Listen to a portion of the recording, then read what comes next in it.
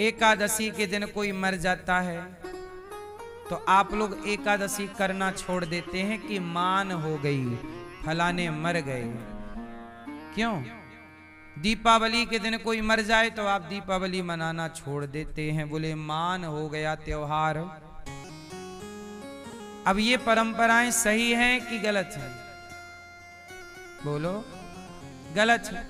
अब आप कहते हो बाप दादों से चली आई, तो बाप दादों से चली आई कुछ परंपराएं गलत हैं। एकादशी के दिन कोई मर गया तो एकादशी क्यों छोड़ते हो? अगली बार से कंटिन्यू करो। दीपावली को कोई मरेगा, भाई कोई ना कोई कभी ना कभी तो मरेगा। यदि कोई मरा है तो पुण्य ही क्यों रोके आपने?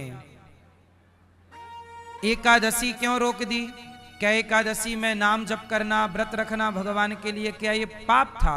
अरे रोकना ही था तो झूठ बोलना छोड़ दो कि आज झूठ नहीं बोलेंगे क्योंकि फलाने आज के दिन मरे थे। कपट नहीं करेंगे, बुराई तो छोड़ी नहीं, ले दे के एक अच्छाई रखी थी वही छोड़ दी। बोले दीपावली में मर गए हैं तो लक्ष्मी जी की पूजा नहीं करेंगे, दीपक नहीं जलाएंगे। अरे मरने वाले से दीपक जलाने का क्या संबंध है? वो तो मर ही गया। घर को रोशन करना क्या बुरा है? लक्ष्मी की पूजा करना क्या बुरा है?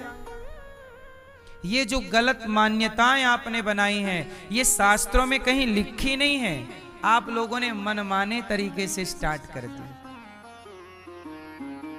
हम लोग कोई भी त्योहार और भगवान का पूजन, भगवान, अब जैसे किसी के यहां कोई मर जाए, कुछ लोग तो ये भी कहते हैं कि बेटी का ब्याह हुआ है तो 1 साल तक मंदिर ना जाओ, 1 साल कोई मर गया तो 1 साल तक तीर्थ ना करो, मंदिर ना जाओ।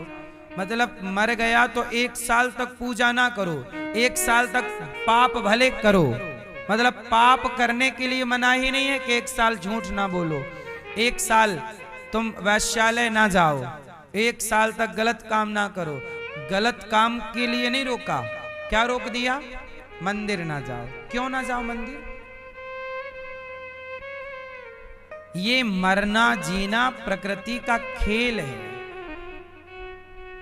ये मरना जीना प्रकृति का, ये ईश्वर। हम क्या हैं? आप क्या हैं? हम और आप ईश्वर की खेती हैं। हम और आप ईश्वर की क्या है?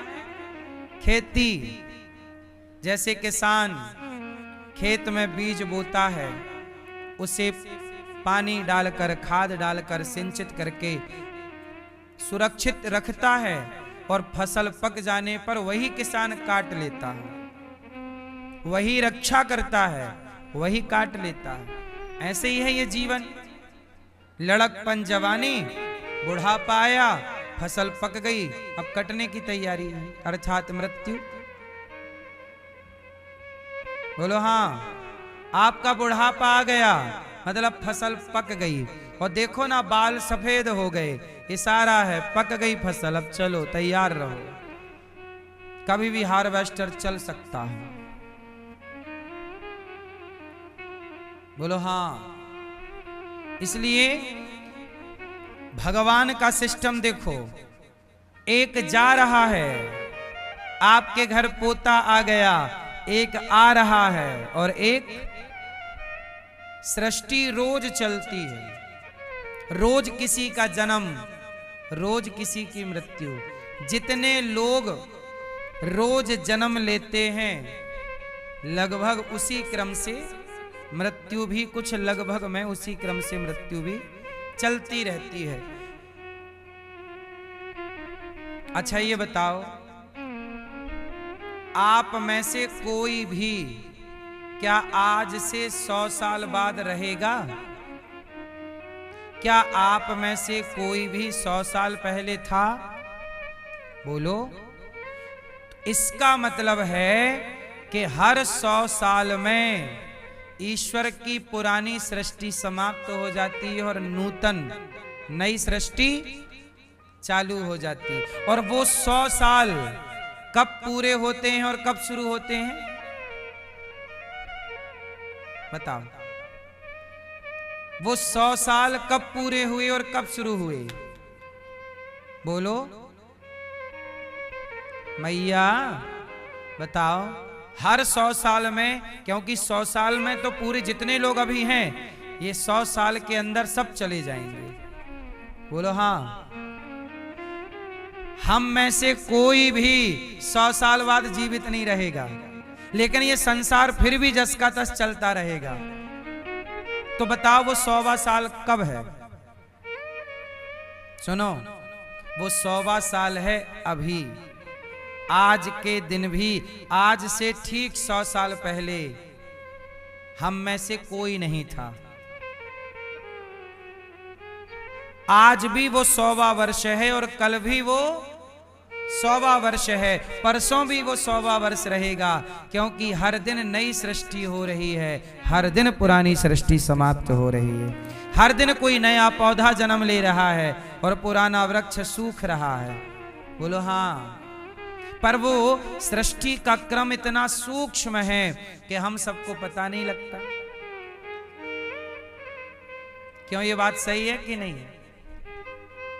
इसलिए इस जगत से ज्यादा मोहब्बत ना करना, यहाँ के लोगों से ज्यादा प्यार ना कर लेना, क्योंकि यहाँ के लोग सब मुसाफिर हैं, यात्री हैं, आएंगे और चले जाएंगे, आना जाना लगा रहेगा।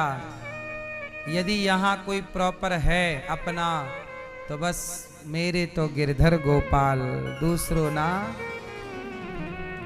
यहाँ कोई अपना है, हाँ, इस भरी दुनिया में,